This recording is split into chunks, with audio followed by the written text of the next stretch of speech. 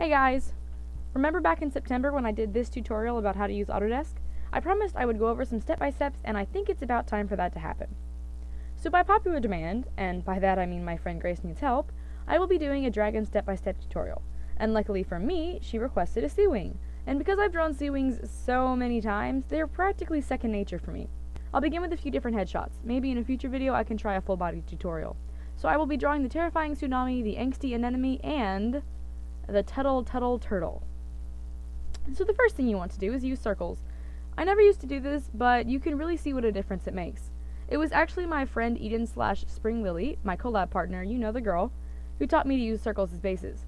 Right, now you're going to sketch out the lines for the head and neck. Be sure you add enough neck. Sometimes I forget to add enough and that just looks weird.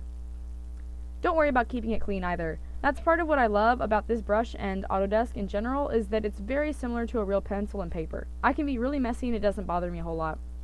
Since this is your sketch, it's okay if it's messy. Otherwise, you just spend lots of time on something you're just going to delete in a few minutes. Now you're going to work on getting the details down. Scales, eye shapes, the mouth. I found that for eyes, various triangle shapes work best. And yes, I am a huge believer in eyebrows for dragons. As far as scales go, though, do whatever you want. I barely ever do the full array of scale designs since these dragons are so beautifully complicated. Mess with the proportions and whatnot so that your dragon head isn't twisting its neck. You can go ahead and erase most of those circles if they're in the way. They were really just to get the shapes right. And be sure and use the tools you have to make this the best it can be. If you aren't sure how to use Autodesk, check out this tutorial. Alright, now go up on a layer above this and lower the opacity of your sketch. These lines that you're about to draw are the ones that you'll see in the final picture. Last chance to make any adjustments to your sketch. For this tutorial, I'll stay in Autodesk, which means sketchy lines as opposed to actual line art. But that's fine, honestly, because line art is such a pain. Alright, now you're going to delete your sketch layer and add a layer beneath your line layer. This will be your color layer. On the line layer, use fuzzy select to select the outside of your lines. Invert the selection and voila! You've got your lines selected. On the color layer, which should be right below your line layer, use the bucket tool and drop paint. Deselect and lock your layers. Now all you've got to do is color. Now obviously you can color however you want, but I usually do lighter underbellies, working my way up to the dark colors along the spine. I could go into all kinds of discourse on why sea wings especially make sense to be colored this way, but let's be real, it's a dragon, colored however you want.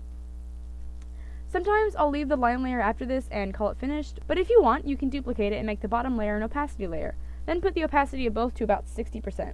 This is optional, but I think it adds some nice little extra flair. For shading, go up on a layer above the lines and set it to multiply. Pick a color that's on the dark side. Never use black. Using colors can lend attitude and feeling to your piece. For this, I'd use a darker blue. Airbrush is a good brush to use. It's right next to the pencil in your set. I usually do simple shading for headshots, but if you want to do detailed shading, feel free. It's great practice, and a headshot is a great little quickie to learn with. I will, though, always go in and use my normal brush for the shading above the eyes. Usually, I'll just use the same painting brush from the coloring. Just a small side note, I use the pencil for my sketching and lines, the airbrush for shading, and the paintbrush for coloring. Shading really makes all the difference. I know that this is a little program specific, but the basic concepts can be translated into any program. Remember, it's always good to do studies, even if it's just sketches, so that you can get a good feel for things. Thank you guys so much for watching. I hope this helps, and if you'd like more short tutorials like this, comment below and let me know. Forever young, ever strong, ever brave. Memories like this never end. No, they don't